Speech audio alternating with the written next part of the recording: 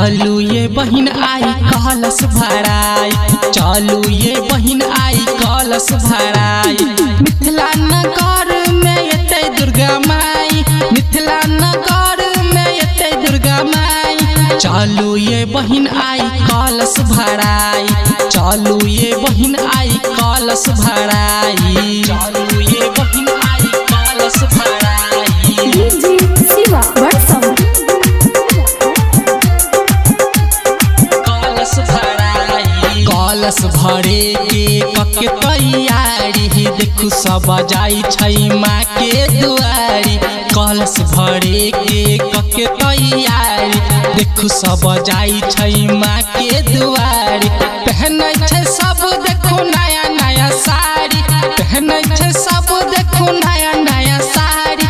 चलू ये बहिन आई कलश भराई, चलू ये बहिन आई कलश भराई।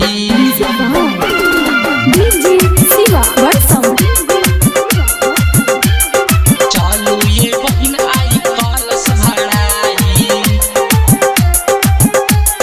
कलश भराई। दुर्गा मैया के कलश भराई, मांगब मुराद मैया देहतै पुराई। दुर्गा मैया के कलश भराई, मांगब मुराद मैया देहतै पुराई। दुर्गा मैया के जयकारा लगाई, दुर्गा मैया के जयकारा लगाई। चलू ये बहिन आई कलश भराई, चलू ये बहिन आई कलश भराई। डीजे शिवा वर्षम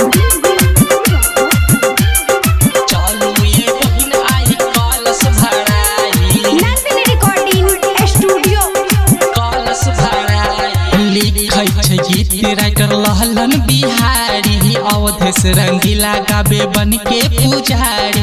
लिखै छै गीत राइटर लहलन बिहारी, अवधेश रंगीला गाबे बन के पुजारी।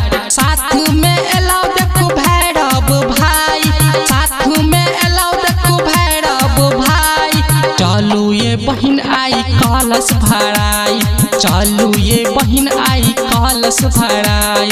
मिथिला नगर में एतै दुर्गा माई, मिथिला नगर में एतै दुर्गा माई। चलू ये बहिन आई कलश भराई, चलू ये बहिन आई कलश भराई।